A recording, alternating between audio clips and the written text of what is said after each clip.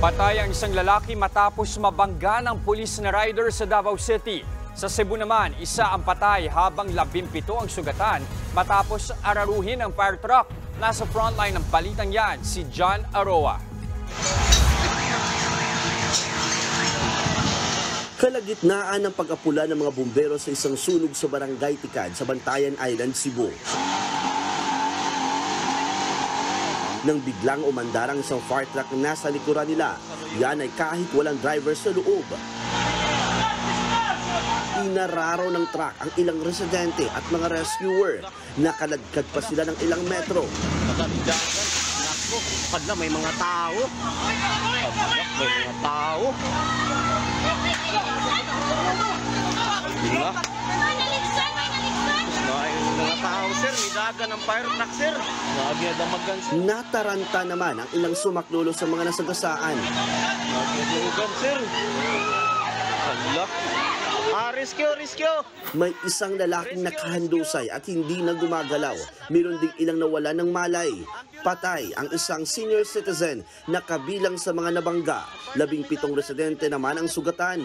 Karamihan sa kanila nabalian ng buto. Iniimbestigahan pa kung bakit biglang umandar ang fire truck. Pero naka-handbrake naman ito at may harang sa gulong. Kaya hindi na yung handbrake, hindi na effective ang driver talaga kasi siya ang nag-drive doon sa kanyang liability, sir. Nagbigay na ng tulong sa mga biktima ang may-ari na nakabanggang fire truck. Nakakulong naman sa Bantayan Police Station ang driver nito. Naapula naman ang apoy sa lugar at walang namatay sa sunog. Hati na ang katawan ng 30 taong gulang na backhoe operator na ito ng datna ng mga pulis sa isang quarry site sa Tuy, Batangas. Nagka-UP-UP naman ang kanyang backhoe na nabagsakan ng malalaking tipak na bato mula sa bundok. Sa inisyal na imbestigasyon, nanananghalian ang operator sa loob ng backhoe nang bumagsak ang malalaking bato. Posibleng lumambot daw ang lupa kaya bumagsak ang naglalakihang bato mula sa taas ng bundok. Nagtulong-tulong naman ang mga rescuer para lapatan ng paunang Lunas ang 56 anyos na lalaking ito na nabangga ng motorsiklo sa highway ng Barangay Santo Niño, Davao City. Dinala pa sa ospital ang biktima na si Nenito Ambat pero binawian din ng buhay.